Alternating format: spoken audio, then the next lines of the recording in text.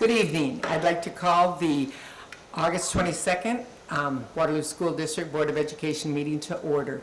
If I could ask you all to join me for a moment of silence.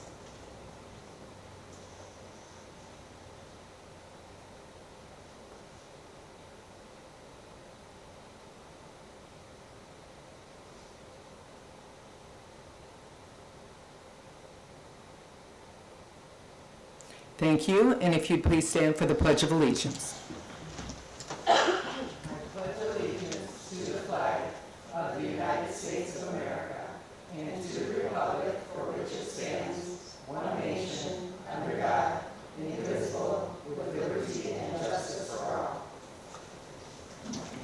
Thank you very much. And if I could tonight, I would ask, Lyle, would you like to read the mission statement? I apologize for our lateness today. We had a work session prior to that, and I didn't ask Lyle or anyone. Also, I wanted to just let you know tonight that we are not recording. We had some technical issues, so this will not be recorded. This board meeting will not be available for viewing at future time or this evening. Hey, Pam, I don't think the mission statement is in our packet this time. I think the paste paper is in there instead.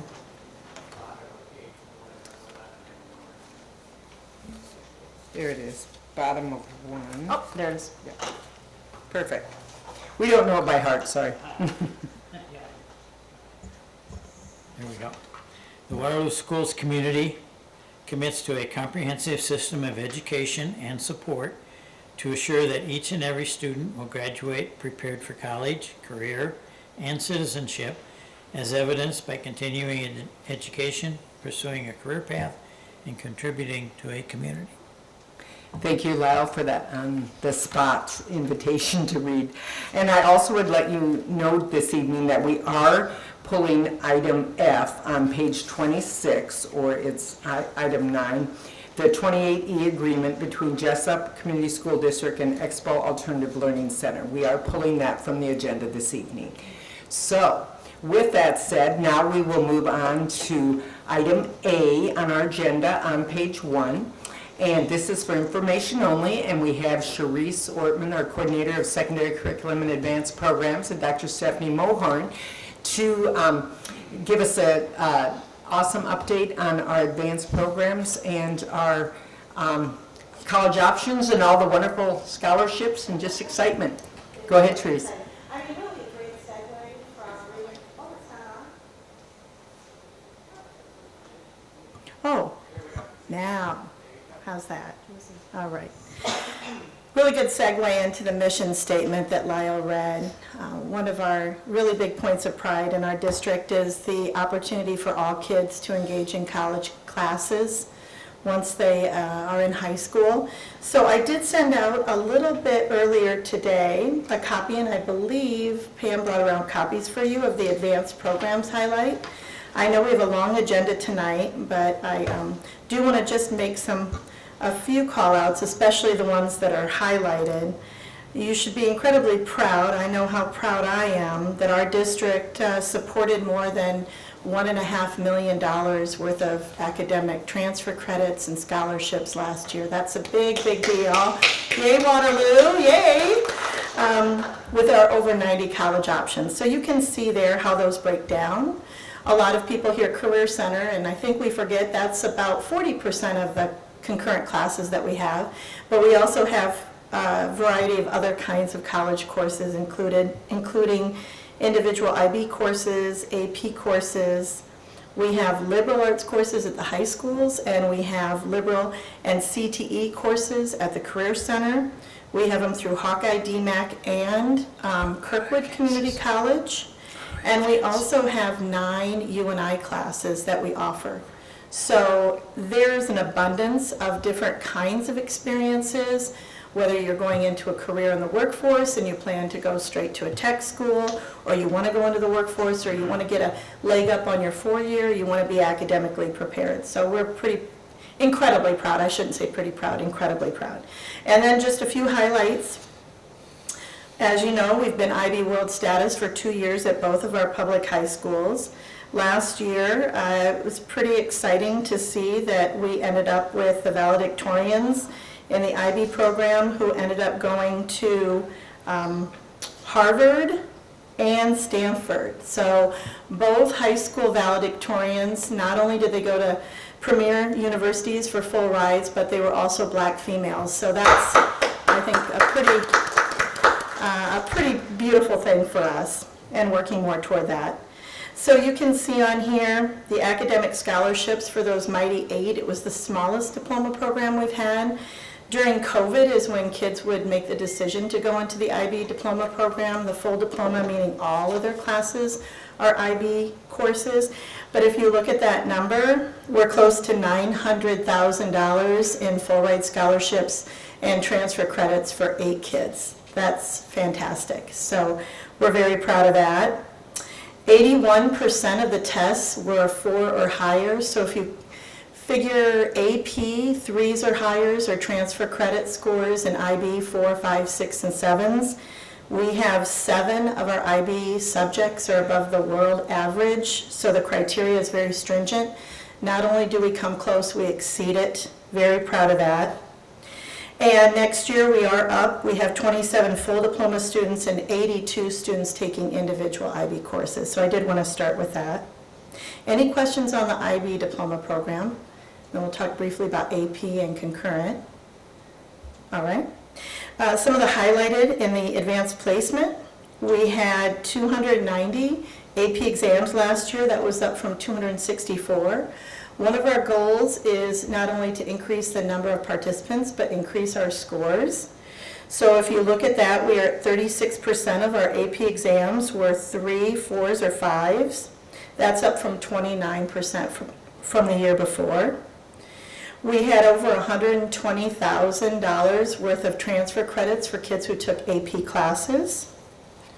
And we had 8 of our AP classes out of 12 above, they increased their average. So their scores went up. 8 of our 12 went up. You can see there for this school year, we have 239 students enrolled in AP classes. Any questions on advanced placement courses? All right. And then concurrent. So concurrent are community college. If you're not sure what that term means, it means a community college course. So you can see from last year at East High, we had 86 enrolled. On this particular comparison, I took the Hawkeye tuition savings, which is $630 for 3 credit hours, and we recovered over $54,000. For West High kids taking concurrent classes at West High, we had 181 kids enrolled at West, and they recovered over $114,000 in transfer credits. And then at the Waterloo Career Center location, Jeff and Amy will give you a more detailed report of the Career Center, but I just wanted to highlight for you that out of the 482 enrolled, that's non-duplicate. We have a lot more. We might have 1 kid taking 4 classes, but that's just the non-duplicate number. There was over $300,000 that was recovered. So that's giving you an idea of where those concurrent liberal arts courses would be and the different locations. Are there wonders about those numbers from last year? Yes. Yes. Sheree. Where are you? Oh, I'm like, Astor, you sound like you're behind. You threw your voice. Hi, Astor, what can I help with? So with those WCC numbers, are those just our students, or is that the total for the WCC classes? So Are those our students? yes, and also includes non-public in enrollment, because this is pulled from Infinite Campus. And so I would also let you know that non-public students are our students. They are Waterloo School students. So when we enroll them into Infinite Campus, that's where those numbers are pulled from. But most, I would say probably 88%, would be public school students. Meaning our public schools? Correct. Okay, thank you. You're welcome. And Sharice, I had a question. We just were talking at the board workshop tonight. As far as if you take a concurrent course, does that grade matter on your transcript or just pass-fail for college credit or college GPA? That's a great question, and it's sort of a point of contention why you might see when you look at the equity numbers next.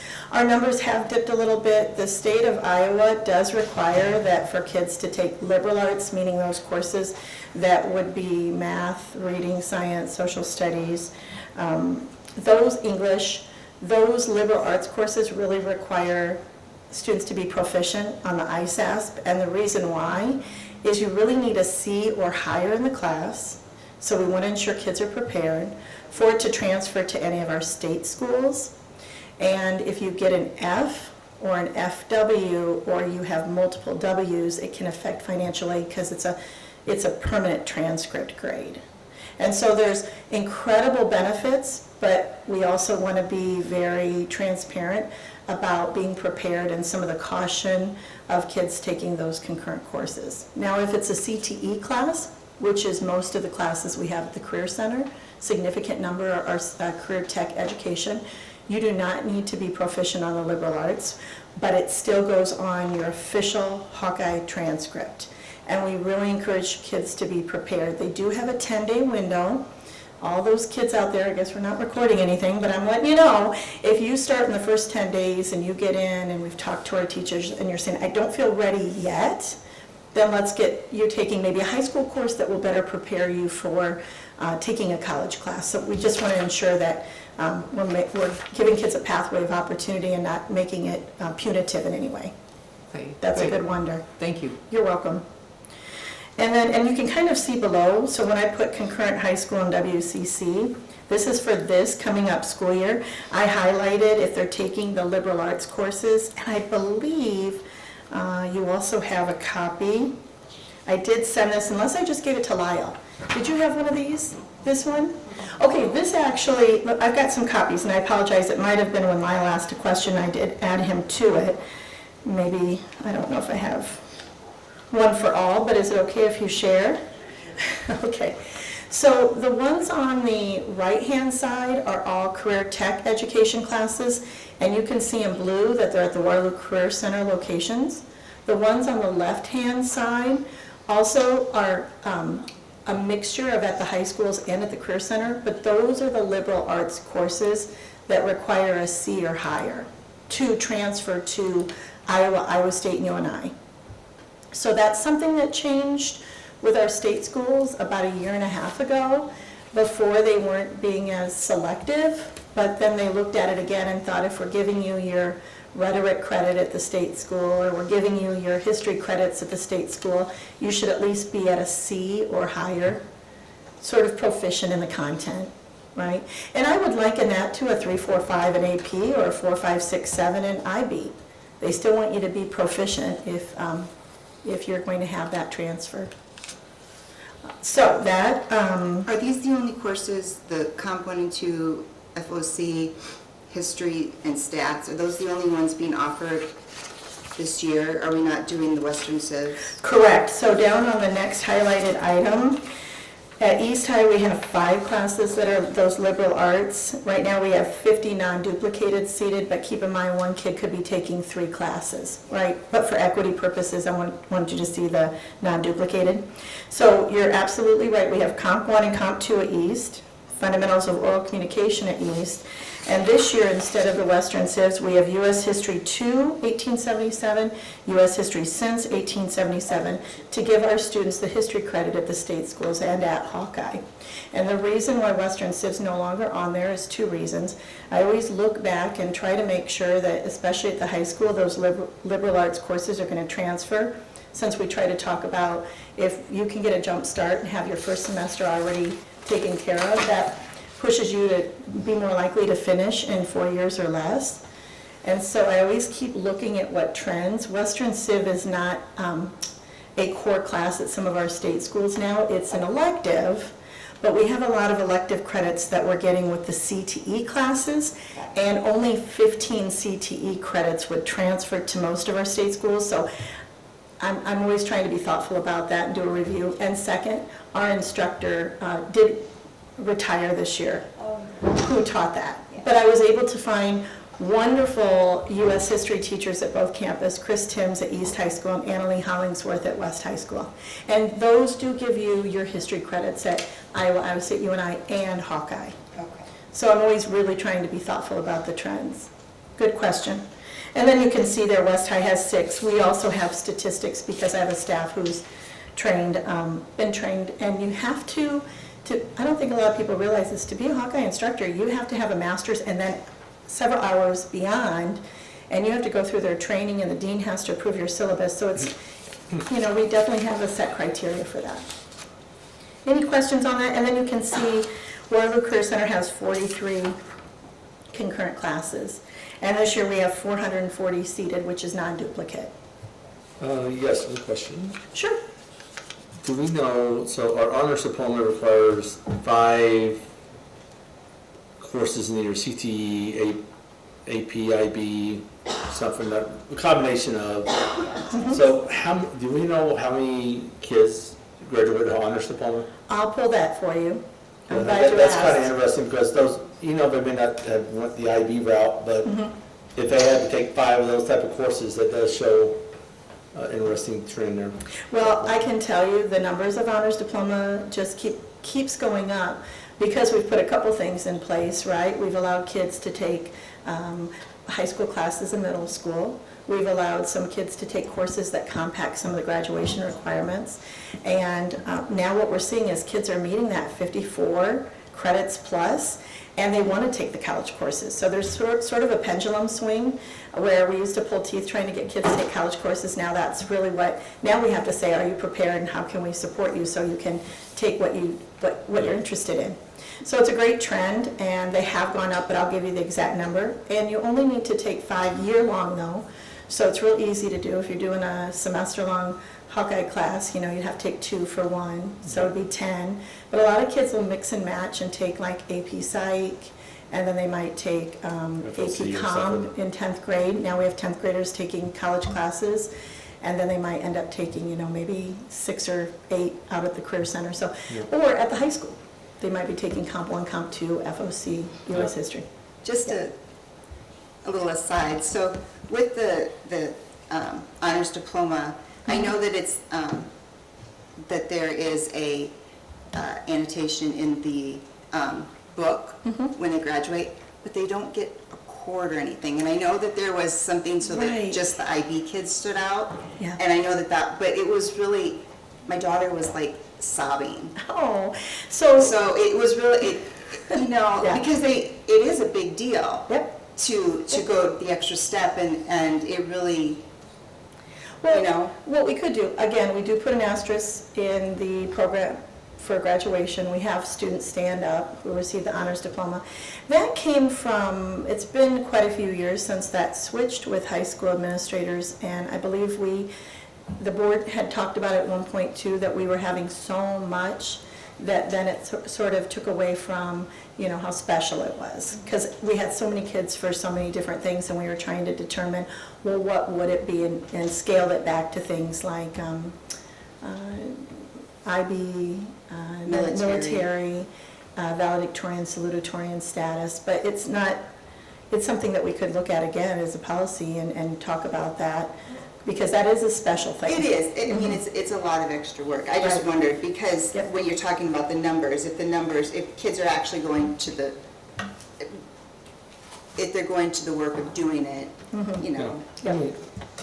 You It could be basically have really- 6 IB courses, but you have a kid that took 5 AP courses. I mean, that's no Yep, Same thing. short achievement. That's hard. my daughter was an IB, Yeah. so. And we have a lot of kids who they'll do all, by the time they're a junior, whether it's IB, AP, UNI, gaining popularity, and then classes out at the Career Center. That's all they're doing in 11th and 10th grade.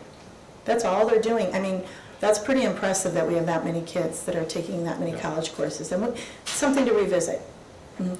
On your, Oh, I'm sorry, Lau, but I think it was in 2016 that the principals decided, that because my son was in that class, so I know that.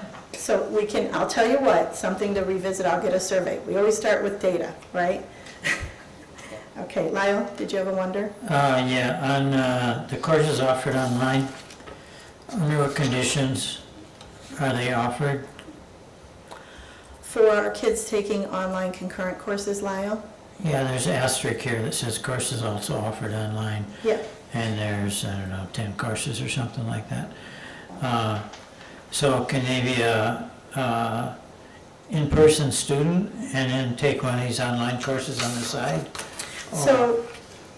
So typically, the reason we built up so many of our staff in Waterloo is so that we knew that these are high school students first taking college classes, and we really built up a repertoire of our teachers who are in our high schools that are working with students who are taking college classes and taking that risk. That happened about 8 years ago when I was in the role that I'm currently in. We looked at some of the kids that were taking them online and really struggling, and there wasn't the support for our students, and so that's why we really moved it more to a face-to-face. But if students want to take a concurrent class online, they just have to enroll within the window. So for fall enrollment, the window closes the end of May. We also send out Ed Connect calls for kids who might be at risk of getting a D or an F. And when you take an online class, we have no jurisdiction. And if a parent calls and is maybe not happy with how things are going, I have no jurisdiction over that. But if it's our own staff, then we can talk about what other training do we need, what other strategies to support kids, especially underrepresented kids taking college classes in high school. It's also a price difference. So if the student takes it through Hawkeye Online, we pay 100% the cost. If it's taken by one of our staff on our many campuses, East, West, Lowell, and Elk Run, or Career Center, it's 25% the cost of the course. So I'm looking at it as a good beacon of our resources, and also building capacity in our teachers to ensure that our kids are supported and we scaffold the learning, because they're really taking a risk by taking college classes in high school. Lyle, my daughter had to do that because it was scheduling issue. She couldn't get in the classes, so the only option was to take Comp 1, Comp 2 online, so. And we do that. I have something I'd like to say to students and parents, and then a question that I'd like to ask you. And my saying to students and parents is, it doesn't matter what you can do, it doesn't matter what you are capable of, it matters what you do, right? So we do have a lot of talented students in this district, but remember that these opportunities are here for you to do and to get ready for. And I thought about that while I was looking at the ELP and talent development section of your handout on the back of the highlighted, and I was wondering, my question for you is going to be about, what percentage of our students are gifted and talented. I see the number there is 773. While I was thinking about that, I was also thinking, it's one thing to be labeled gifted and talented, it's one thing to be called smart in school, but this is a chance to do, not just to be. But can you tell me, the 773, I assume we're not in, if I think we have 10,000, 11,000 students here in Waterloo, we're probably not including kindergartners in that group of, so like 773 out of what is the percentage of our students that are in the gifted and talented program? So, a couple of different things that we have for gifted and talented. We have ELP identified by the state of Iowa, which is law to support kids who need to be extended, and that we have to require differentiated instruction. My motto has always been no student sits idle, so no matter what entry point you come in, you're being extended in Waterloo. That is pretty consistent with National Gifted Association of the Child, which is 8 to 10% of the population is usually discrepant. We also have for our underrepresented populations, we look at outliers within subgroups, so we're comparing subgroups when we look at that, because a lot of the tools we have, as we know, can be culturally biased. We also incorporate Naglieri, which is a culturally fair assessment, and that would be pretty consistent with 8 to 10%. Our students are officially identified at the end of third grade for the state criteria of gifted and talented, or what we've called over the years ELP, which is really a program, not just gifted. And for that particular group of kids, that would start at the end of third, because we have more evidence based on a universal screener called the COGAT, as well as ISASP, as well as other it's a Renzulli scale, observable evidence. So we try to make sure that we have a lot of different criteria that we're looking at, including things that are more culturally fair. So with that being said, we also started talent development. We've always had talent development at the elementary, and this is where a student maybe in a subject is discrepant. They love science, but maybe not so much the other areas. So we want to make sure that there's something within science that we're constantly in their pathway helping them to extend and explore what strengths they have, which is sort of why that Zello is a nice mashup, because it's really a strength finder, and that's what we do in our program. Middle school started talent development with, I would say, integrity about a year ago. Before it was just ELP classes, where now we have, and it looks like Waterloo, I mean, that's pretty darn beautiful, how many kids we have doing talent development groups. And we match them with after-school programs and mentors at the high school to encourage them to stay in that pathway and challenge themselves. Yep, good wonder. But that number is pretty consistent. It's about 8 to 10% that would be flagged, quote, back in my day it was TAG. Now it's ELP, but the state calls it Gifted and Talented GT. And then for talent development, we have hundreds of additional kids, if not thousands, receiving services. And Lyle, that's the stuff that we had been talking about to get those math kids, was with the TE. You can see our CO2E, we have 67 kids who are gifted with a disability and pretty tight. I just sat through 3 meetings today at the high school. We have a 2E time, so kids can feel like they belong, and they have somebody that gets them, their quirky, their neurodiverse coolness, and talks to them about all these 90-plus options that they might have as they go through high school, which is pretty awesome. And do we track at post-high school, like employment for the 2E? You know, specifically, I haven't taken that out of some of the, we have National Clearinghouse. It's tricky because they have to self-identify, but I'm sure I could probably figure out how to pull that. That's wonderful. Thanks, Sue, especially now that we've been rocking and rolling now, what, 6 years? Yep. So like with Mally being 2E, we also were able to get her in TAP. And so then that's another way that you can kind of track them, so. Yeah. But it was really nice to be able to have that both available. Well, Waterloo proud. Come on now. Right? Look at that. I mean, you don't know. My kids always get tired of saying, Mom, quit stopping and talking to people. I said, how do we know if we don't talk about the things that make us unique and, I think, exceptional? So the last thing, the biliteracy seal, which is also a cool thing that we have. We ended up with 16 students with the seal this year. So we have new world language curriculum, and we were pretty excited. We are looking at when the kids, if they're not IB kids, but they still want to sit for the exam, we really matched up what that intermediate 2 score means in speaking, reading, and writing. Not just I can speak Spanish, but I'm literate, fully literate. So to be continued, those numbers keep growing. And then that brings me just to the last page that I let you sort of digest a little bit today. It's the equity in the advanced programs. So in the blue column, I really narrowed it to 11th and 12th because that would be the lion's share of our kids taking college courses. We have some sprinklings of 9th and 10th, but most of our kids are working on, getting their kind of basic graduation requirements set and established. They might sprinkle in a few here or there, but most of our students are 11th and 12th graders. So what I did in the blue is I took our current numbers, this is from current data using Tableau, and you can see how many total students we have, and then within each subgroup, I really looked at race and ethnicity. I can pull ELL and IEPs for you, but this typically equity data is based on race ethnicity. So as you can see, in 11th and 12th grades, 4% are Asian, and you can look at the row across the top. In the Career Center, concurrent at the high schools, AP and IB, you can see that that's matched. As you go down, African American, those numbers are not matched with our 20%, and we continue to work on that.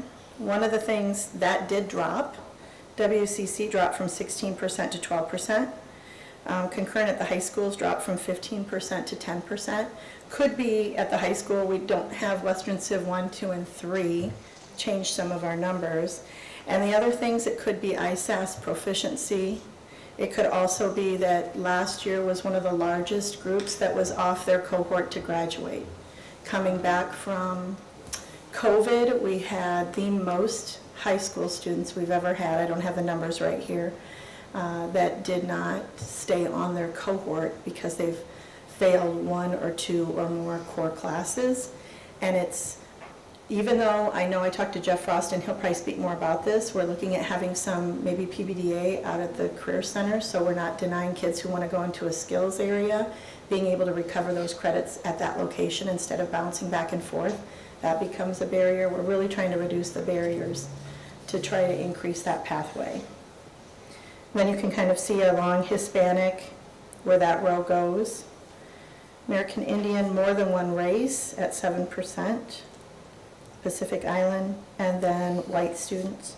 I also put on there male to female within each of those college class columns. Is it usual to separate out the Asian population from the Pacific Islander, or are those usually? Yes. Okay. Those are different. So these subgroups are determined like in our Infinite Campus system and when families enroll their student. Mhm. And then the total numbers you can see at the bottom. Now remember, these are unduplicate numbers.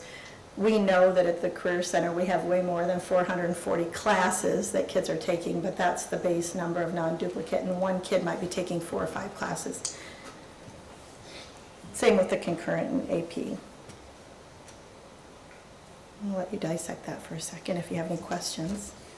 What do you think is the reason that we see more females dipping their toes into these programs?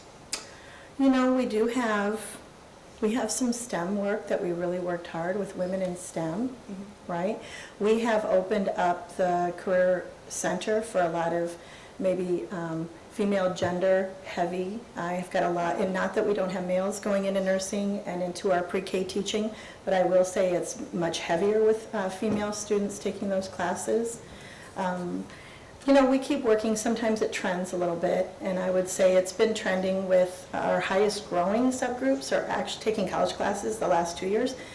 Both Black and Hispanic females has been the highest growing rate of subgroups, which is, I mean, that's great too. We just got to work on all. No, it's just interesting to It see. is interesting. It's Yep. so different than when we were in school. And we also have Comp 1, Comp 2, there's a lot of the writing and the FOC at the high schools. I would say those tend to be, tilt a little bit more higher female.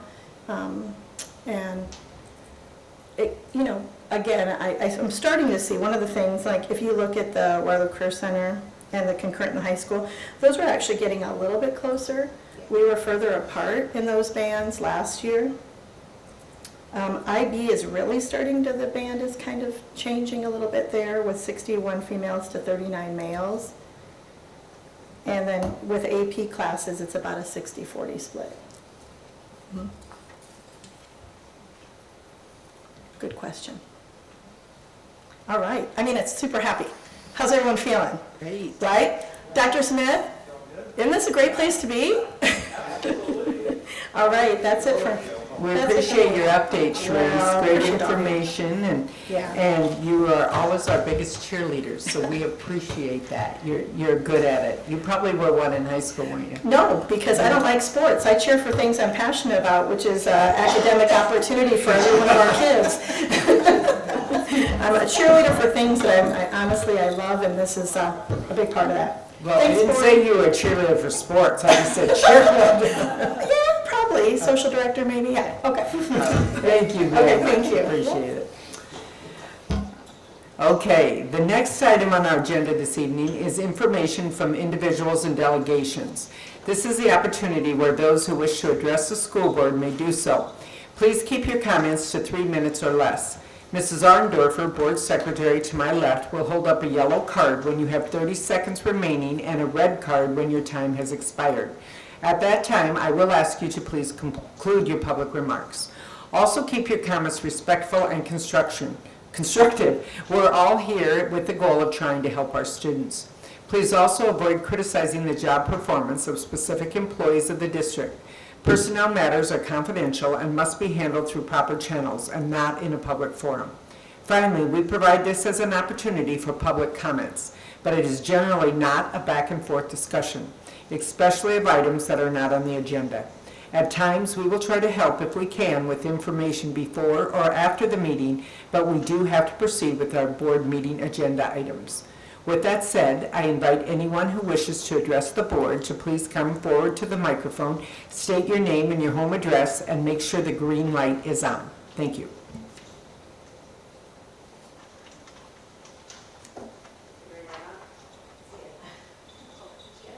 Okay, is that better now? Okay. Oh, I'm short, I do need to do that, don't I? My name is Laura Benson, and I live in Evansdale. I have 6 children, birth children, and a couple of stepchildren that I have raised in the Waterloo Community School District. 2 of those birth children are adults now and out of school, so I have 4 left in the school district. My daughter is 10 years old, and she's going into 5th grade this week at Poynter. Now, with all of that being said, I'm here today to somewhat protest the sale of the Elk Run Preschool.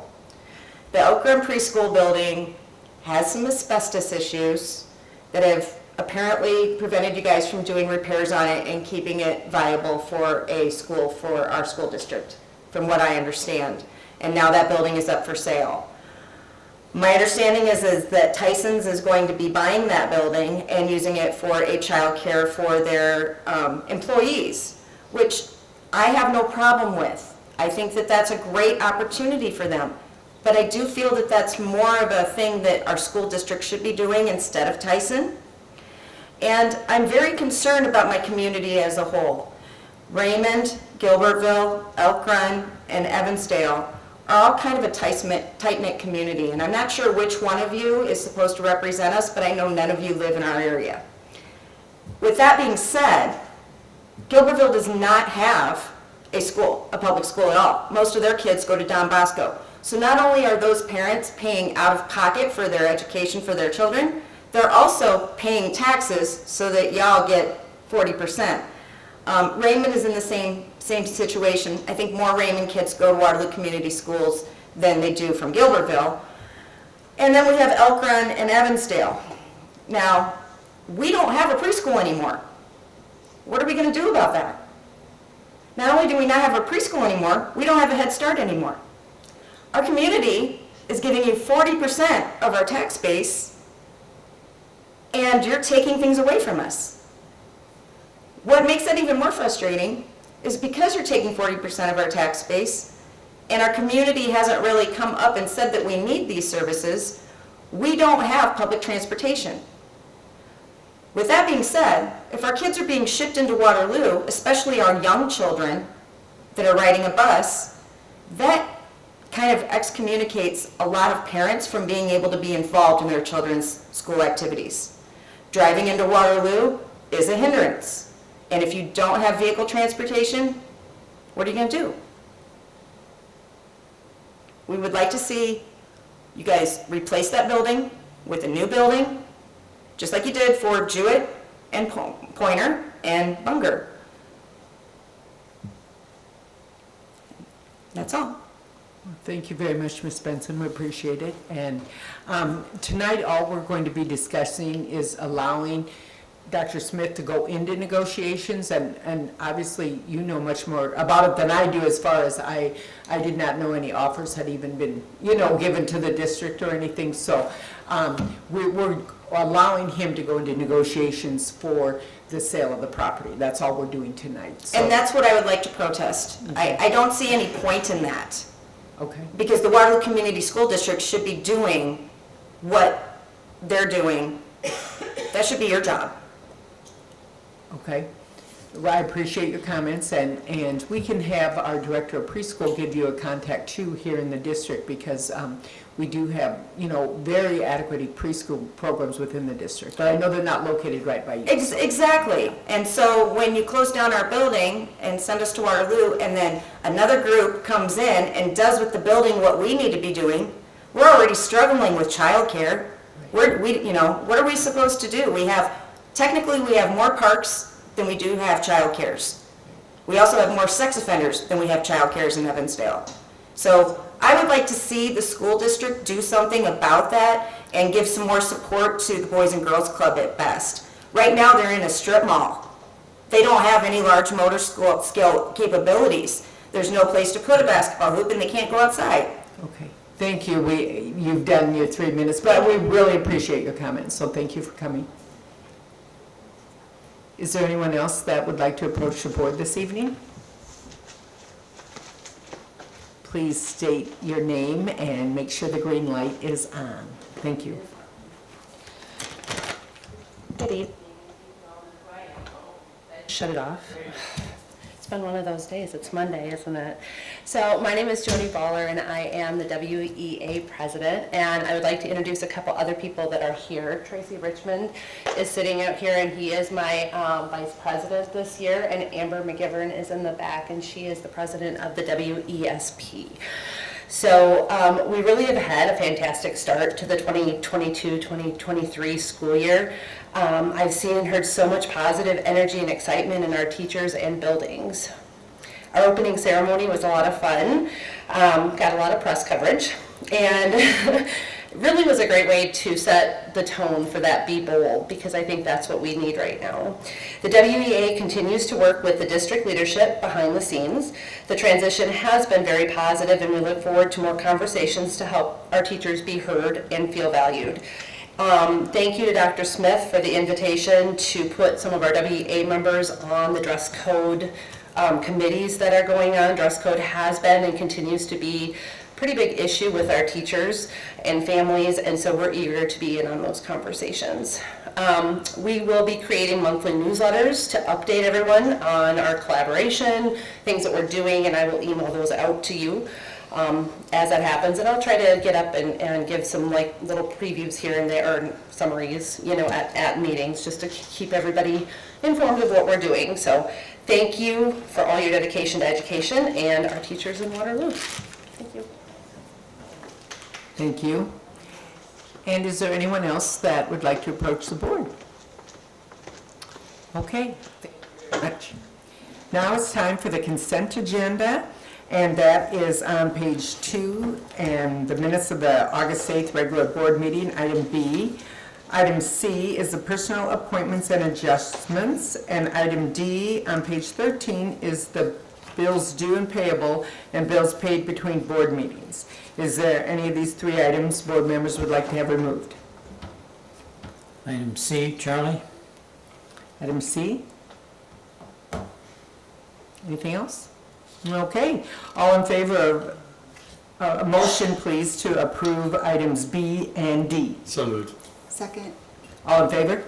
Aye. Chair votes aye, motion carries 6-0. And that moves us to item C, personnel appointments and adjustments. I move the Board of Education approve the personnel items as listed. Second. Mm-hmm. Any discussion, please? Yeah, I see Anthony isn't here, but I emailed my question, just number one question is, how are we situated, generally speaking, going into the first day of school tomorrow? I think we're probably short. Last time we were short math, science, and I'm not sure some pairs maybe. Has the situation generally changed, or are we still kind of in the same situation? We'll let Dr. Smith address that. Yeah, so Anthony is out of town today. I did reach out to him and had him reply to you guys with those answers. So they're sitting in your email, but I can kind of summarize. So the 3 questions that Lyle posed were general update on teachers and other staff unfilled positions. I'm just going to read verbatim I'll try to summarize.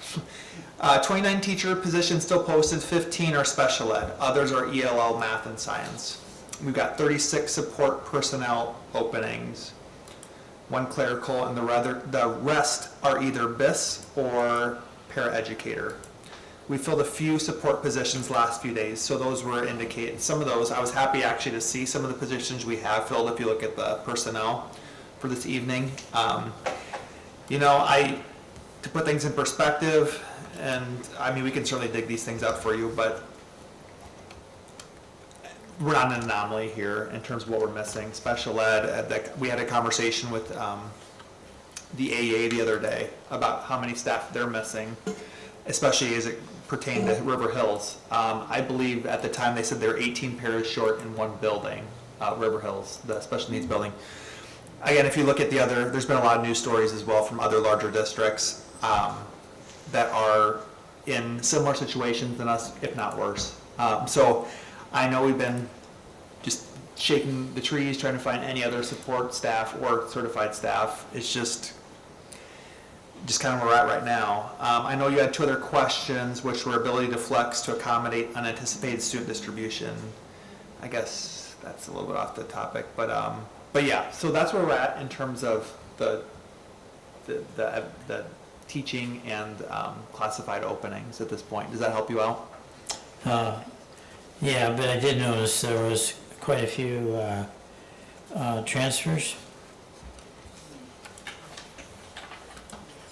Involuntary transfers? Well, there was one involuntary, but the rest of them are transfers, and I guess I was just curious as to how the voluntary transfers are. Is this like there's an opening here and there's interviews and principals choose? What's the process of those? Stephanie, go ahead on that. Even though I don't work in HR, I kind of know this process, and yes, that's exactly how it goes. That if, let's say there's 3 people that are interested in transferring into a first grade at whatever position, the principal, and it's usually a team interviews, and then they choose. However, especially at this late in the year, probably it's been about a month, that it's only, a transfer is only allowed based on a suitable replacement. So we're not gonna rob Peter to pay Paul. We're gonna really, okay, if we can find a suitable replacement, not just any replacement, but a good replacement, so that's. And then at what point do you determine are involuntary transfers required? That is happening sometimes daily. As we're having on our Tableau or on Infinite Campus, kids show up and we're noticing we're gonna have to put somebody, it's really happening right now in special education because of the programming and the influx of students and students moving in different places, so it's that flexible. We've had to do some of that even just as late as last week and do some involuntary transfers because we're just really short special ed teachers. I mean, that's the biggest gap we have right now, especially the core areas, at least at the secondary level. We're sitting good, but special education, we're still very short. And the flex question was kind of like, the first day of school is going to be an indicator of how many students are going to be in each class in each school, but unfortunately, the history of our district is that changes fairly dramatically for the next 3 weeks.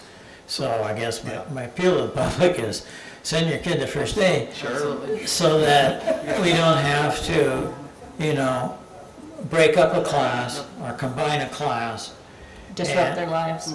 Yeah, disrupt a whole bunch of kids. So it's really important that, the district know how many kids. Yeah, we do need community teamwork on that, and I am very grateful for the work that you and Anthony and all the administration have done to put us in a slightly better position than the rest of around us in the country. So thank you very much for that. But my message to everybody is this shortage is going to be here for as long as we treat teachers like they're not professionals in our society. I'm not saying us as a board or our administration, but us as a society. As long as we treat teachers like they're not professionals, as long as we have that image and attack in the media of teachers, and as long as our country decides basically what pay rate is, that we can only go slightly above here in Waterloo to keep people attracted, but we are going to have this problem as long as teachers are treated that way. And the only way to cure it is to make it a more attractive profession for people to enter. I was going to add one more comment to Lyle's question. I feel, 2 weeks ago we had our admin retreat, and both days, well, there was 3 days of retreat, but all 3 days there were conversations around staffing at the end of the day. On one day, Stephanie and I sat with our high school principals and looked at special ed staffing and looked at the numbers. I mean, really dug into the numbers. Sandy and Stephanie's team did a really good job of, here's where the IPs are at, here's where the staff's at, how do we best balance our buildings? Likewise, Jen and Anthony sat with our elementary principals, and they had, and I gotta give a lot of credit to Julia Eckerman as well. She's been updating our enrollments in each building by grade level daily. And so Anthony, Jen and the elementary principal sat and like looked at the numbers to see where we were heavy, where we were light. So as I'm looking at the transfers, you'll see that there's a handful that say student need, and I'm almost certain that those was the result of those conversations about, okay, we're heavy here, we're light here. It's unfortunate at this time we have to make those moves, but I do feel good about the process. It's been very data driven. And Lyle, I think you'll appreciate in Anthony's response, he really went into all the questions Okay. and in depth, and also said that, they're not just transferring people to transfer, they're doing a suitable replacement, someone that's Yeah. qualified for that job. So he Okay. said that's all part of that process, so. Okay, but it's still tricky. At some point, you have to say, we're gonna staff according to how many we have on this day, and hope it doesn't change a lot after that. Any more personnel questions for the board? Okay, all in favor of accepting the personnel appointments, please state aye. Aye. Chair votes aye, motion carried 6-0. Okay, now we will move on to the next item on the agenda, which is item E on page 19, and it's the joint education service agreement between Hawkeye Community College and the Waterloo Community School District. The superintendent's recommendation is that the Board of Education approve the joint education service agreement for the summer 2022 and fall 2022-23 school year. So moved. Second. And discussion, we will have Sharice and Dr. Mulhorn, I believe, will be our contacts here. I'm here all night, people. All right, so, I think it's on, isn't it? Hello? Board. Good morning, good evening, good afternoon. We have two different contracts with Hawkeye, and Lyle did catch that the one that was sent out needed to be amended. We had West on there, and the summer Hawkeye contract is for any student in the Waterloo schools. So we have two, and the reason that we contract for the summer is that when you approve it as a viable course for our students pursuing career or college, it goes on their transcript and they get that credit. They're not typically the courses that we contract for throughout the school year, and if they're not part of that initial agreement, then we have a separate summer agreement. And then, of course, our larger contract agreement, joint education service agreement between Hawkeye Community College and you can see that list, and we talked about those earlier, of the concurrent courses, the Hawkeye concurrent courses that we have at the Waterloo Career Center, Lowell's Early Childhood Program, East and West High Schools. So in the case of like the introduction to auto technology, that's only a summer course, it's not on this other sheet? Correct. So in the summer, Hawkeye ends up getting funding to offer a lot of those, what we would consider like last dollar scholar courses to students free of charge. We pay nothing. That is that's an incredible opportunity for kids who want to take those courses over the summer, and they're all paid for, and the books are paid for. So we don't contract for that one yet, Lyle, and I think that would be a good conversation. I don't see, is Jeff Frost here? No, he's not. But I would say Jeff Frost and Amy Meehy and probably Amy Schmidt could talk a little bit more if that's a course that they want to start at the Waterloo Career Center down the road, and we have evidence that that's a popular one. That's how I usually base the liberal arts courses. I look for interest and need and transferable. And so that is a very popular one that we didn't have staffing for a long time, and that's why it was pulled from our original contract agreement. But I think that would be a wonderful one for the Career Center down the road. Okay, thank you. Mm-hmm. We had 25 courses that our Waterloo School students took this summer through the Hawkeye Summer Program. 25 students? 25 sections.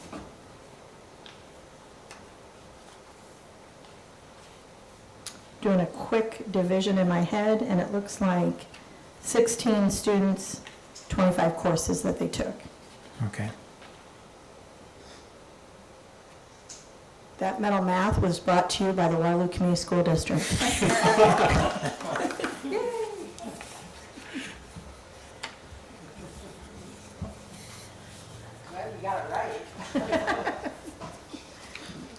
That was a math coach. Any other questions? Okay, if not, thank you. Thanks. And all in favor? Aye. Aye. Any opposed? Chair votes aye, motion carries 6-0. Thank you very much, Sharice. The next item on our agenda is item G on page 27, and it is the Tri-County Child and Family Development Council Contracted Service Agreement. The superintendent's recommendation is that the Board of Education approve the contract service agreement between Tri-County Child and Family Development Council, Inc., and the Waterloo Community Schools for the 22-23 school year as presented. So moved. Second. And we'll have discussion. We see Dr. Sudduth is here and Jen Hartman, and make sure you put the green light on. And just before they start, I just want to, this is a lot of information, I understand. This is the same, this is something that we do each year, bringing our next two items. It's the Head Start and the voluntary preschool ones.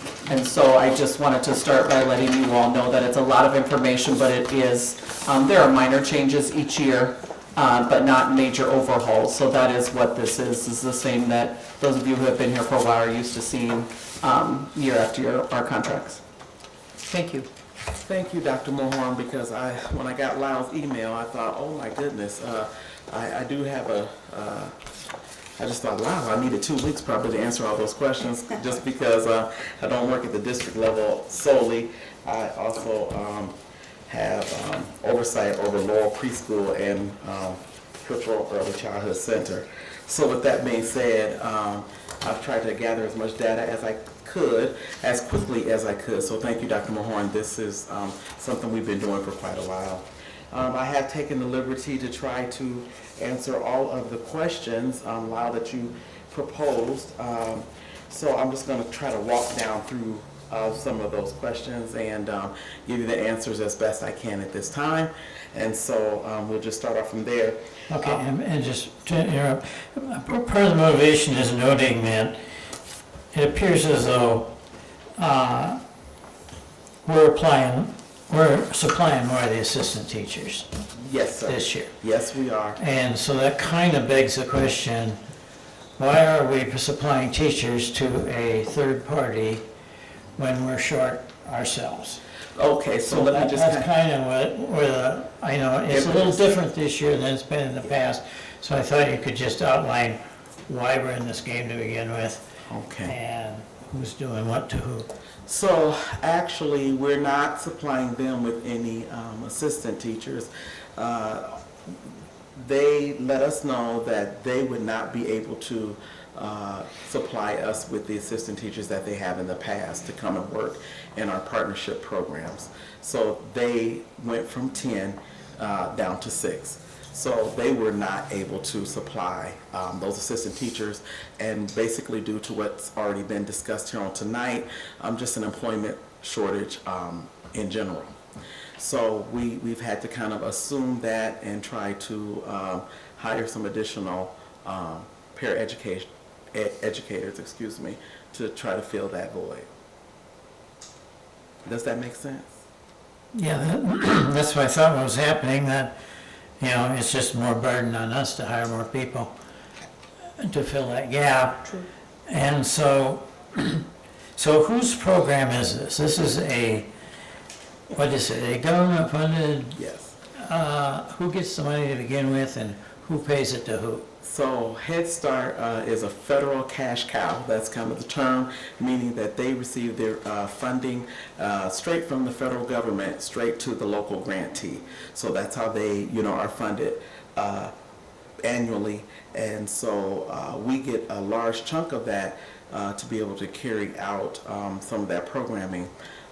If my memory serves me correct, we kind of got into that because Head Start wanted to offer the best possible education that they could here locally, that grantee, and so they best figured that that would come through having certified staff.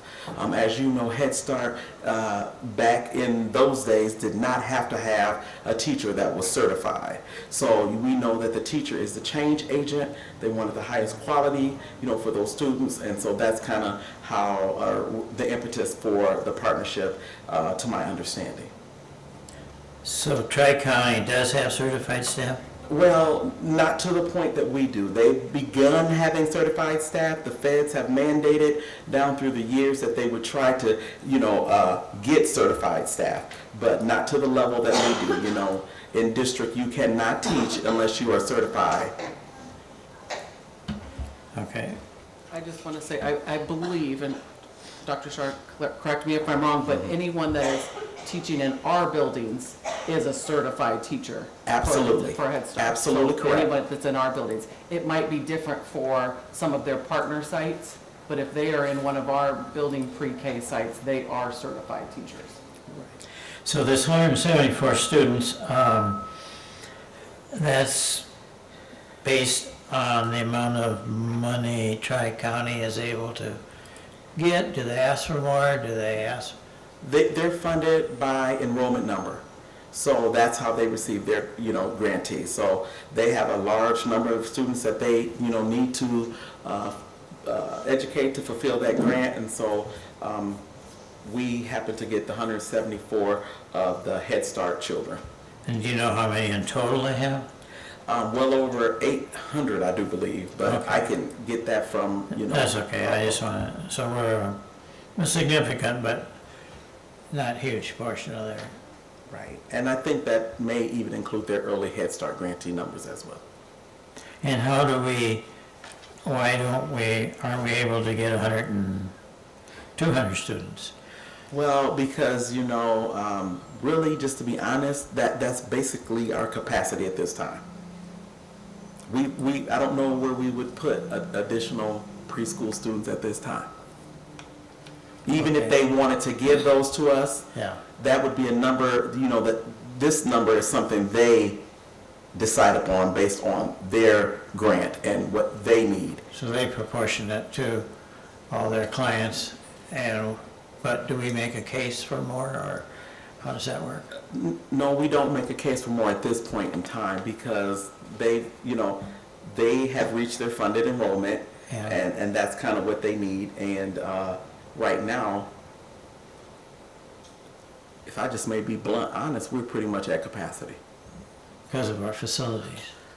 And there are also staffing numbers that are federally set as far as students that are 4 years old and under. So there are some guidelines for kids that are 4 years old or younger that we don't have for like our kindergarten 5 years old and up.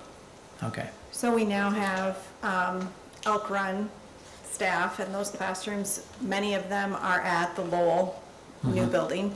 But we added two pre-K classrooms to Pointer Elementary. Right. We have added some different rooms also at the Kittrell Annex, so we are at capacity, but that's something that we always want to grow because we know that that foundation is so important.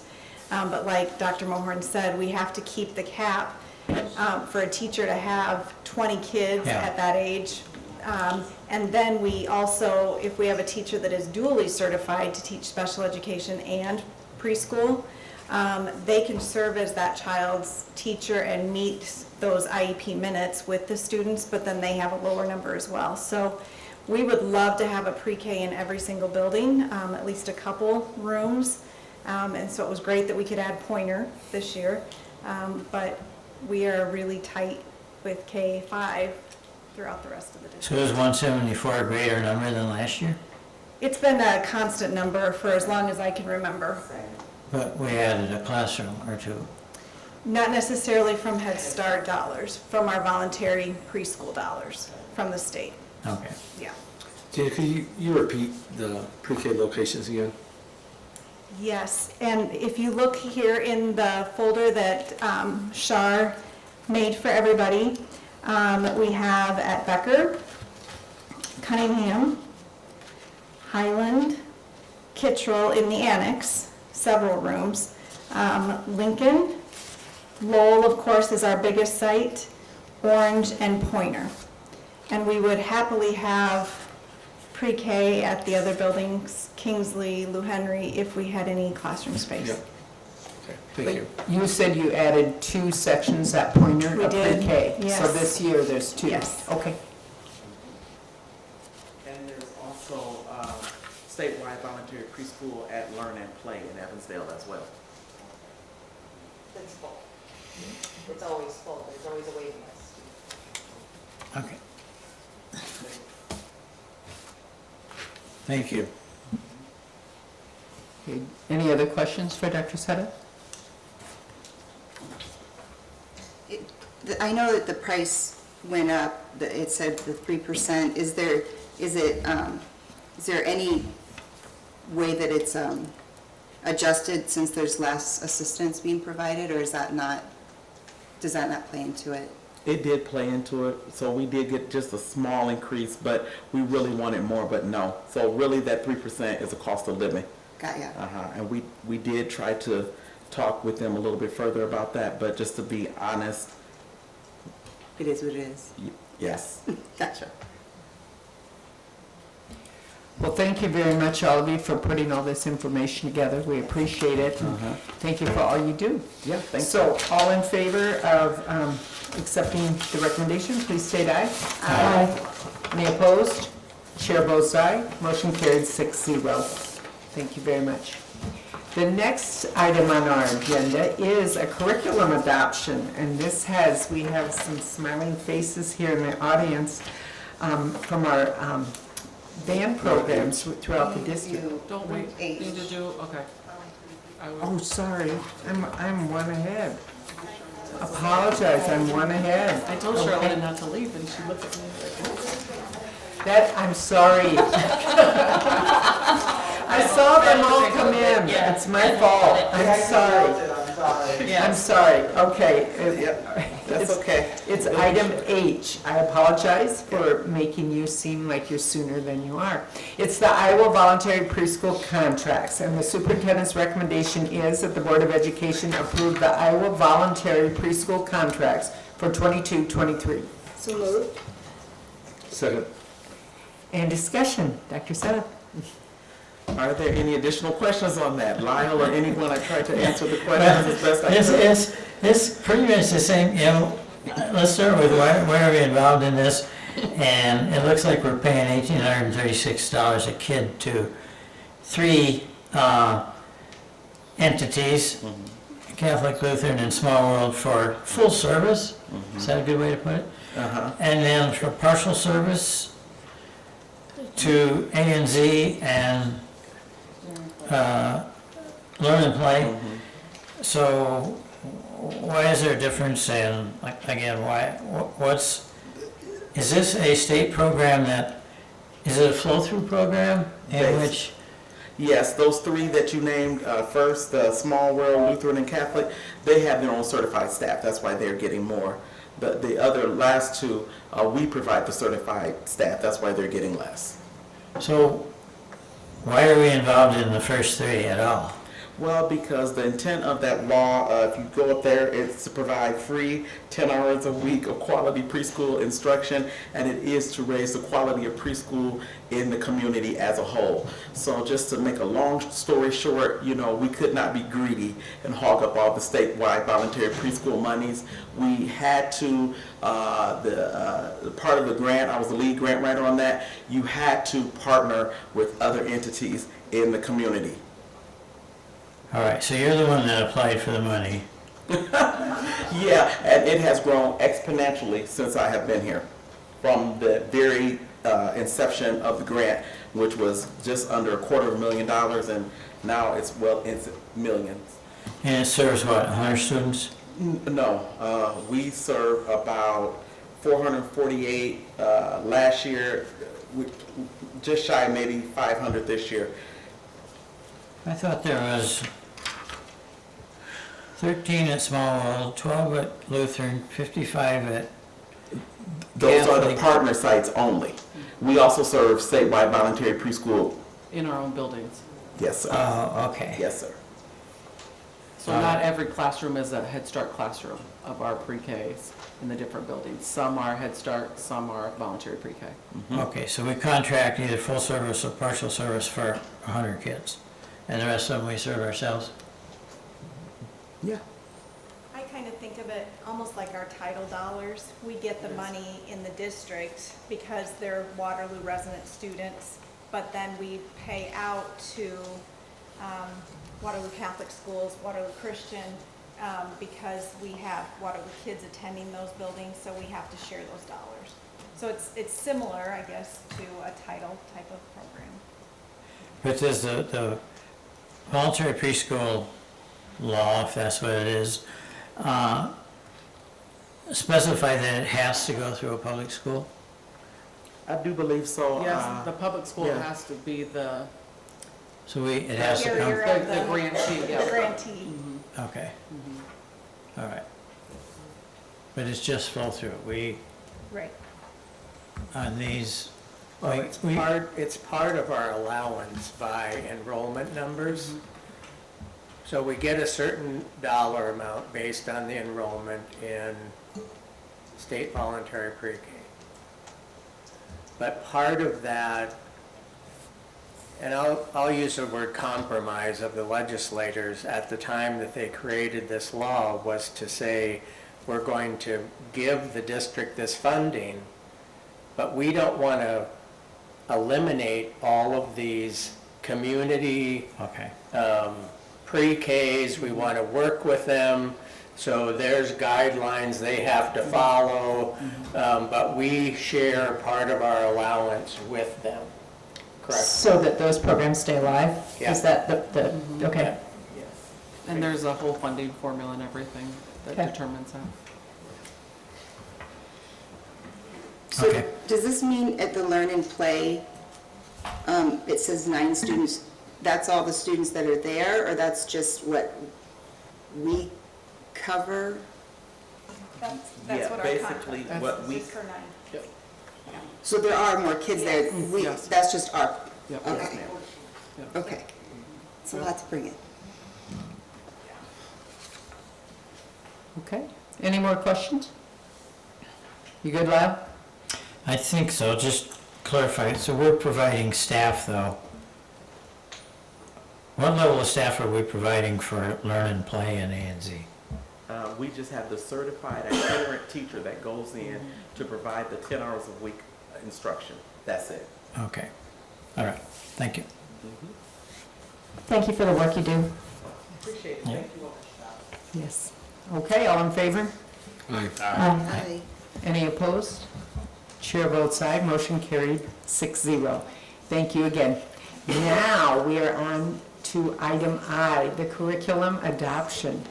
And this is the adoption for middle school band, orchestra, high school, and piano lab. And, let me get down. Hi, Hi there.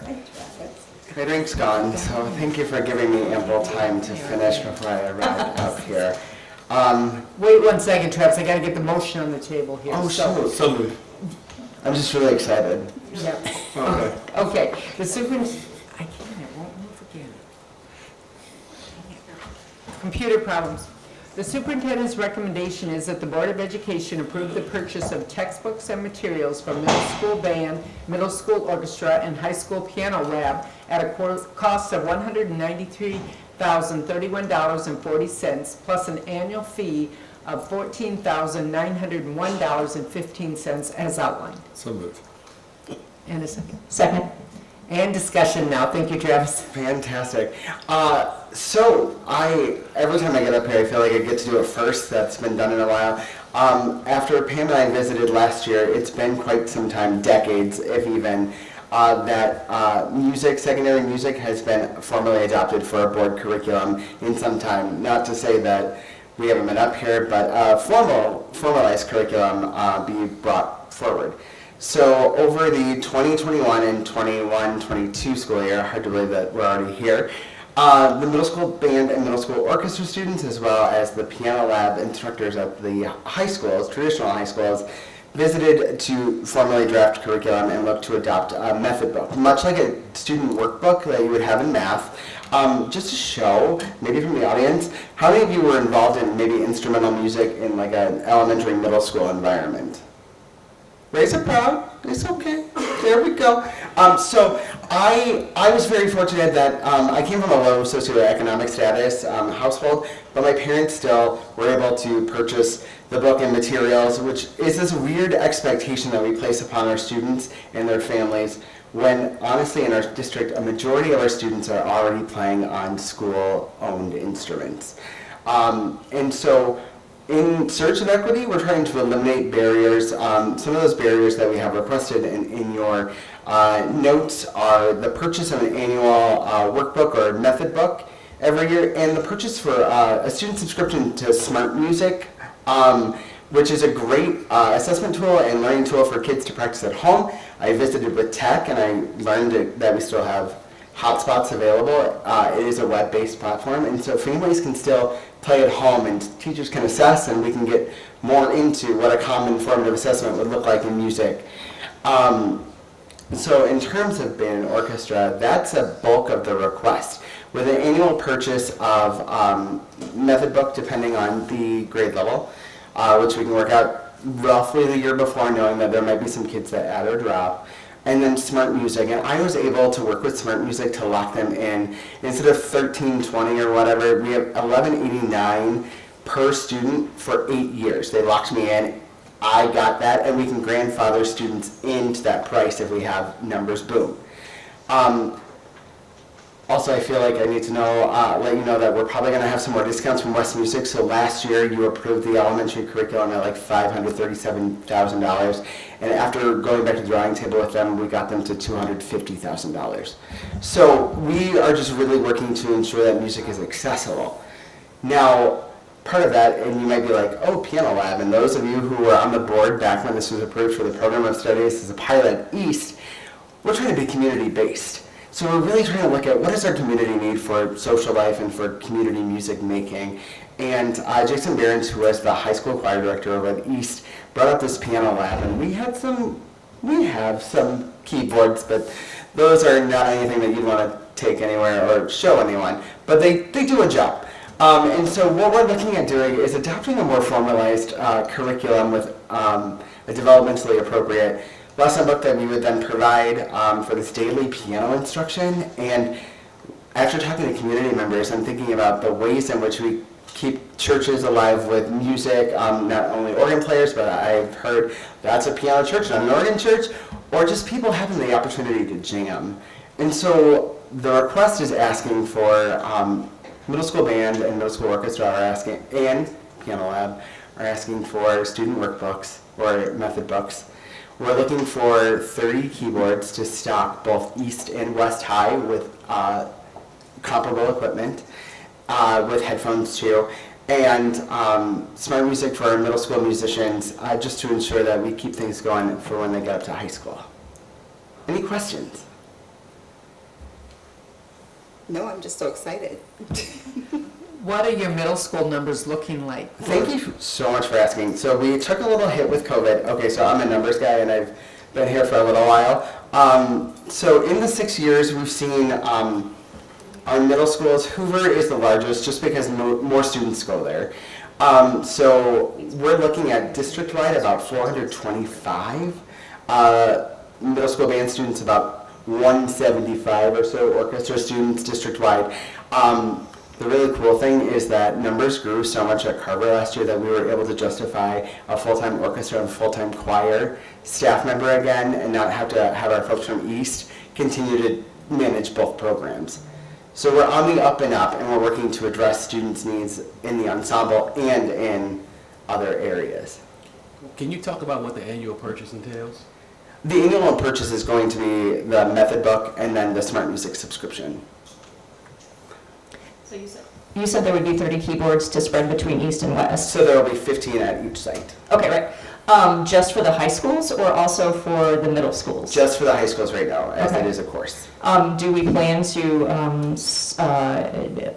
add more for the middle schools at another time? I think that can be visited. I know our middle school structure is pretty fit, especially around just all the classes in the 10-period day gets a little hairy. So I think it's open for conversation.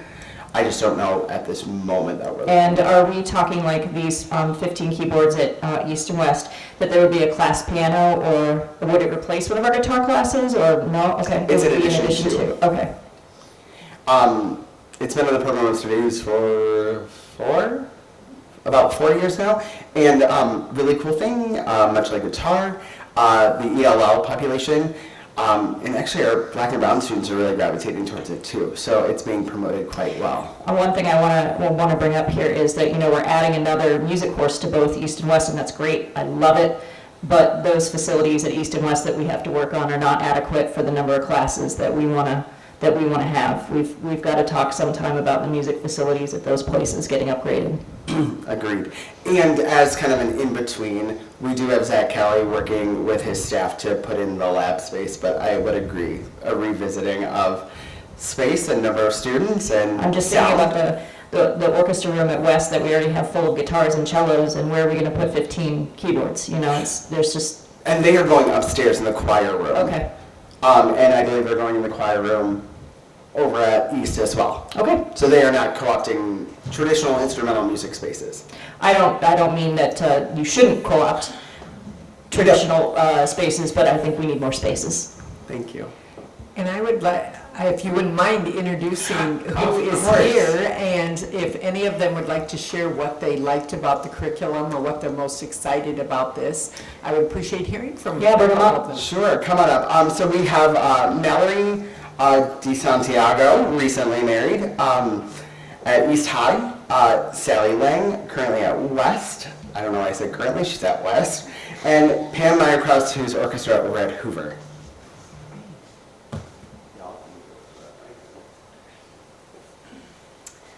So I guess I'm here to speak on the piano lab aspect. I just started working at East last year and started out with 5 pianos that had weighted keys and no pedals, which is kind of a big unit. You might want to educate us on that. What does that Yeah. What does that So weighted keys on a piano basically make it so it imitates a real piano that has like strings and kind of like your grand piano type experience. Resistance to the... Yeah, so you get that kind of feedback, you can do dynamics, that kind of a thing. Last year I did have to borrow some pianos from Carver because we only had 5 of pianos in the classroom and we needed more for our need at the schools. But the ones from Carver did not have those weighted keys, so I couldn't teach the kids how to do dynamics or anything like that, which is a skill you'd want to have at that level of music making. And then pedals in regards to piano is what makes it so you can sustain notes without holding down the keys, which is also a very necessary aspect of learning how to play the piano. So my kids did miss out on quite a bit of instruction that I think would be relevant to what they were learning. So I think that I'm really excited to potentially get those higher quality pianos and not have to borrow from a middle school and to get ones that are actually worthwhile for their instruction and getting to know how to play the piano in a real way. So that's kind of what I'm excited about. Awesome, thank you. Sally, in addition to whatever's exciting to you, can you also tell us a little bit about smart music? Because I'm not sure we all understand how good that's going to be for kids. You know, I really am only aware of smart music. I've actually not functionally, I've dabbled in what it can do. Okay. Yeah. So. Well, I was just. Yeah, Sally, tell us what you're excited about, and then we'll... I mean, smart music is, I'm super excited to use it. I'm just not going to claim to be an expert at it right now. Piano lab, though, for the space that we have, and in less than a week of moderately passively recruiting from one member of our counseling staff, we have, I don't know how I'm going to tell the students that aren't going to fit in the lab, that they don't fit in the lab, because I am 6 over what we can hold with that level of recruiting. I've got a couple students from my Guitar 1 class that I was able to just comment on, and they signed up for it. And then one member of our counseling staff. So with that excitement, what really thrills me is I think we're going to be coming back to you in another year, because I don't think Piano 1 is going to, I think we're going to be coming back asking for Piano 2 for a full year. I really think it's going to touch on non-traditional instrumental students just the way that Guitar 1 has, as this is my lifelong, I don't have to look for community band, I don't have to look for community choir. I can keep this with me and do all the things that I want to do musically as a lifelong learner. Awesome, thank you very much. And piano is extremely important because my parents made me take it, and I hated it, but I still now can play a few songs still, and it's like, I wish I would have listened to my parents, so. So Smart Music is a web-based program that allows the kids to literally play with a group when it's just them. So you can hear, like we use it a lot in the orchestra program with our classes that might be just violins. They can actually play with the recording and hear all the other parts. So we use it in literally every class at Hoover. So. And there are a lot of ways that teachers can listen to recordings later and give students feedback, and they can do assignments and so on, stuff like that. Exactly. Yeah, when it was virtual, I heard a lot of smart music happening throughout my house, so. Travis, when are we expecting the keyboards to be in-house if approved? They will be housed in the... No, when? Oh, when? Live. Actually, if approved, West Music has them down in Coralville for me. Awesome, awesome. All right, good stuff. Awesome, well, we appreciate all of your hard work and your excitement about music, because it's a really integral part of a lot of kids. Thank you for coming up with new ideas and taking advantage of technology. And for lowering the costs. And just from the time. And barriers, yeah. From the time my oldest was started band, with the fees even, have gone down every year dramatically. So, as a mom who can pay for it, I appreciate it. As a mom who would struggle to pay for it more, thank you. There are bands in the country where it's, between $1,000 and $5,000 band fees for the year. So yes, we keep it very I low. wouldn't be able to. I can say what private lessons or piano, guitar, we're paying about $100 a month, so it's significant for a barrier for some kids. So being able to offer that opportunity in the classroom form is huge. So. And just a question, have we ever done like a drumming class? I was at a parade over the weekend. Are you sure that's what you want? Are you sure? But, I mean, seriously, there are some awesome drummers. I think it was from Payne Church or but Yeah. they were really good. And I thought, oh, if we could engage kids like that, oh my goodness, they're good. We sure can. I think one of the issues with that is highlighting one section of a band too much, and then the clarinet parents are like, why doesn't my kid get to do something that cool? So you got to be a little bit careful. I think it's definitely a wise conversation, but I think also just tagging into the community and seeing maybe where it's appropriate and where it is not. I just always am looking forward to community involvement, and if that's a great starting point, then hopefully we can then see those students in our traditional or... And those doesn't have to be traditional band kids. It doesn't have to be our drum line. Precisely. Yeah. Exactly. I think there are many options, and we just got to consider all the givens, the list of givens, the resources and people and all those things. But I appreciate the open door. Okay. All right, all in favor, please state aye. Aye. Any opposed? Chair votes aye, motion carries 6-0. You can go pick up your pianos. Thank you. Thanks for coming, everybody. Thank you, guys. Yeah, thanks for coming. Now back to rehearsal. Okay, that moves us on to Exhibit J on our agenda, and that is sale or disposal of property. And the facility committee's recommendation is that the Board of Education authorize the superintendent to enter into negotiations for the sale of the Elk Run Early Childhood Center, 316 McCoy Road, Elk Run Heights, Iowa. So moved. Second.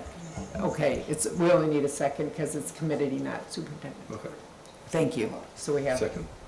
Jesse, thank you. And we have Zach Kelly here, and then we do have our facility committee members here. So this doesn't limit the, who the superintendent negotiates with, is that correct?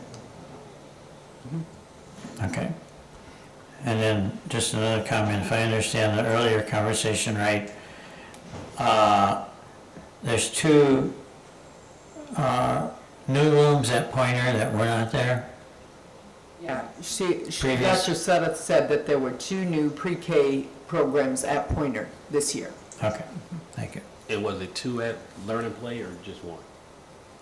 I believe she said 2, but she said they were full, so, yeah, don't know. But, Okay. All right. So I guess, does the facility committee members have anything to add to this? Lyle, as you're recommending?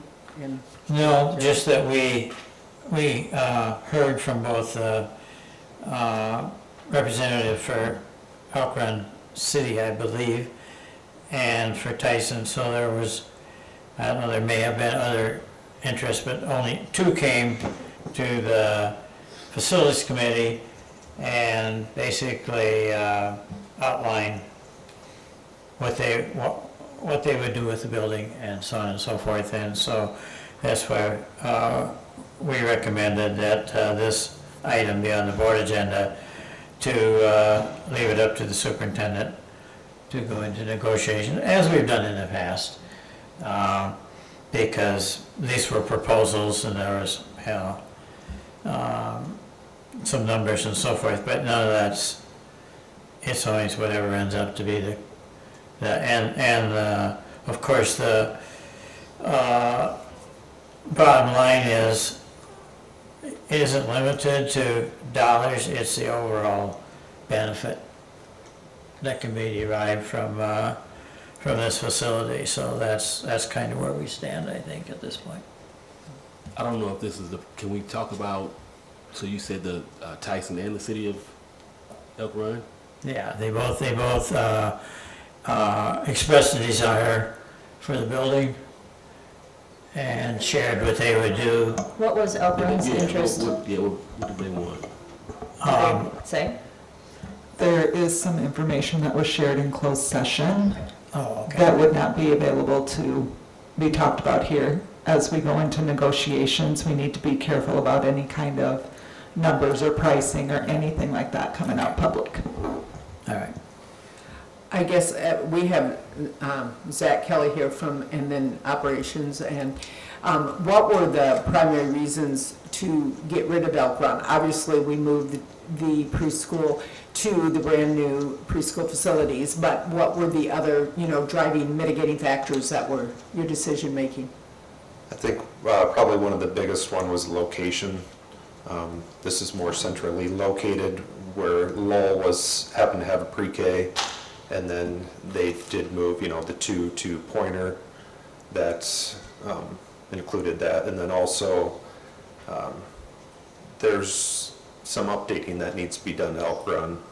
First off, the boiler, the north boiler, there's 2 boilers, and that north one is in need of complete replacement. 3 years ago, that was roughly $80,000 for us to replace, so that's kind of where we stand. I don't know exactly the history of why this transpired all when Marty was still here and Jane, but that's what I know is for information. And it's not air conditioned, correct? I always remember that. Correct, there's window airs in some classrooms, but it's very minimal. Okay. All right. Does anyone have any other questions regarding? Any other comments? Zach or Lyle or Jesse? India is also on facilities, but absent this evening, so. Okay, so I will call for the motion of, I just would like at some point for Jared maybe to walk me through it aside, once things I'm just asking for that. Like what the process, I haven't been part of us selling much, so that kind of, you know what I mean? sure, and Michael probably would be a good resource also on that, so. Yeah. Okay, all in, Just one other note that, because of some bad experiences in the past, any transaction would include a reverter clause, so that if the new owning party did not do certain things and let it be dilapidated, then it would revert back to the district, so that, as in the past with a number of buildings, they stood there with the school name on them, and everybody thought they were school property, and they were a mess, and so it really reflected badly on the district. And it's our intent to be good neighbors, and it always has been, but. Is it the facilities committee that works with the real estate lawyer and the real estate, that to put those terms in the contract, or? Oh, well, there's a recommendation, but it'll be up to the superintendent okay. to execute that. Okay. All right, so all in favor of accepting the facilities committee recommendation, please state aye. Aye. Chair votes aye. Motion I need carried. vote. Okay. Okay, any opposed? Aye. Okay, one opposed, 5, and chair votes aye. So 1 opposed and 5. 1 and 5. Yeses. Yes. Thank you. Motion carries 5 to 1. Thank you. Thank you.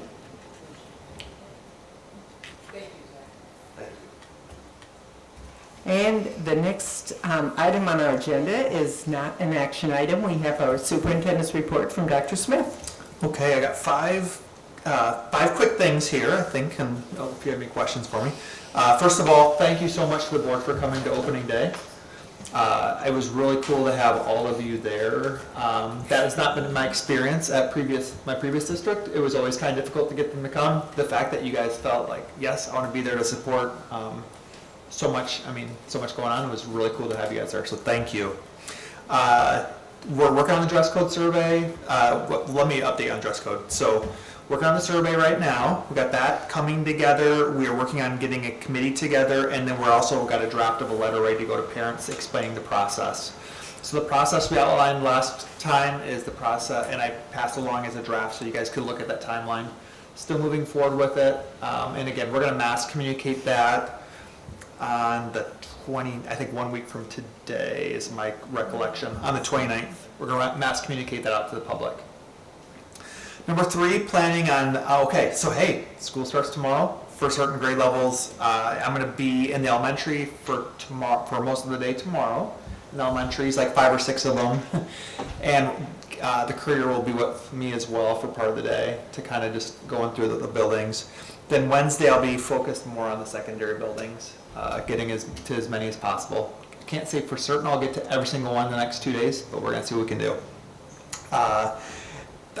Clearly there's focus on the committee, on the board in terms of safety. I feel good about the steps we've had. We didn't have a chance to talk about that in our work session, but we have definitely had a focus on revisiting some of this, with everything that's been going on at the end of last school year, really making sure that our administrators are clear on how we're handling safety in our buildings, revisiting those conversations, showing them the safety plans, discussing protocols, really focusing more on drills this year too, making sure that those are happening. Today we spent about 45 minutes as a district leadership team talking about what does our communication look like in those situations. So I know it's a focus of the board to really focus on safety, and I can guarantee you that's been high on our priority list here this last month. Last but not least, super impressed. I had a chance to attend the Coaches Classic last week. Coming from other districts, not having that level of PD with our coaches, professional development with our coaches, it's mind-blowing, the work that we do with our coaches. And I'm not just talking we had probably 80 to 90 coaches there, packed the auditorium there at Central. We did, just a number of different things. I'm really impressed with the work we've done with our coaching staff. So that was fun. We had a really good admin PD days. The feedback I feel really good about. We've been asking for a lot of feedback from our admins and from our teachers on the different decisions we're making, and we're really adhering to that feedback, and I feel really good about the start of the year so far. Awesome, thank you. All right, now we'll go with board comments. We'll start down here with Stacy. I'm really excited for this week, and I wanted to tell Jared and Sue both that you did a wonderful job presenting at the opening day, as did Oakley. I think it was really exciting. It was fun to be part of. I hated dancing, but it was fun. It was really great to, Lyle had to be next to me. It was great to see all the different buildings and to have their t-shirts. I just think that was really cool to have them, to be able to see them all. So just everybody get your kids to school and let's make this week great. Thank you. Jesse? I'll echo that, just hope for everyone a great start of their school year tomorrow, or as you're starting on Wednesday. It's amazing how fast it goes. So, I'm back down to one school building. I hadn't had that in several years. So, but it can be very nervous for some kids if they're new to a class or we're working on school, and we just hope for the best for everyone, and maybe a little patience as we all try to get there through construction zones and everything else. So, anybody try to remember that Ridgeway is still torn up, and it's going to be torn up again here in about a week. So, the other half of it is not done yet. Okay, thank you, Jesse. Esther? Yeah, I'll just echo the same sentiments as Stacy and Jesse. Just, excited about the new school year. I have a senior this year and a first grader, so I'm all over the place. A wide range, but yeah, just all the students and families as well. Just make this year count, make it the best you possibly can. So. Thank you, Esther. Janelle? Yes, parents, please be a team with us and help get your children to school on the first day and every day. I'm really super excited for the bands to support the sports teams and the sports teams to support the bands, and all of this fall stuff where students have chances to make memories that last a lifetime. Please take advantage of that, participate, and make memories that are going to last a lifetime. Thank you. Thank you, Janelle. And Lyle? Yeah, dittos on opening day. I thought it was tremendous. Michael, I think I saw in the paper there's no true up this year for the SAVE money. Does that mean we're going to get less money? No, it's going to be distributed differently. SAVE money has always been an estimate of 95% of what they expect. Yeah. So then they use the true up as when they know what the actuals are, they can then make up that difference. We will get one this fall for 22. Okay. Because that's how we got the 22 money based on estimates. 23, every month will be the actual. Oh. So there's not a set schedule of what we're going to get. The estimate that we've gotten is very close to $1 million a month, but it may be all over the board of when we get it. So that's what's changing with SAVE. So it depends on the sales tax revenue for that specific month? Okay. Yep. Okay. And then just the last comment, I hope we don't, I don't know how we balance this, we don't traumatize our kids with these drills. I know my granddaughter in California, when she was young, they had quiet drills, which were really active shooter drills, but they didn't call them that. And I'm old enough to remember getting under the desk because Sputnik was overhead. And I don't know if it traumatized me or not, but really, kids don't. We need to be cognizant of the impact on the kids. Okay, thank you. And I also echo the first day of school. Parents, please get your kids to school. It doesn't only help their education, but it helps their socialness, it helps their teacher, and it helps make for a better year. So if we can get them to school, it makes us all happier. And I also want to invite everyone to the East-West football game. We're starting out the year August 26th. At 7:30 p.m. at the Memorial Stadium, and the East will be the home team this year. And then also, I just wanted to thank all the parents. I appreciated the communication about the West High Gym, and it's just an unfortunate situation that we all have to endure, but for the patience of the athletes and the parents and the students and all the staff at West High. It will be beautiful when it's done, but it's just hard during the process. And then also there is volleyball games. The West East volleyball game is Tuesday night, correct, at East? Thursday at East. So it would be the 24th at East also, but West is the home team, but it's being held at East. So get out and support the volleyball team and the football team, and then the bands will be there. So lots of excitement starting now. So just thank everybody for their patience and cooperation, and be safe out on those roads and watch for buses and students. So that's it. And I will ask a motion to adjourn. So move. Second. All in favor? Aye. Any opposed? Chair votes aye, motion carried, adjourned. Have a good evening.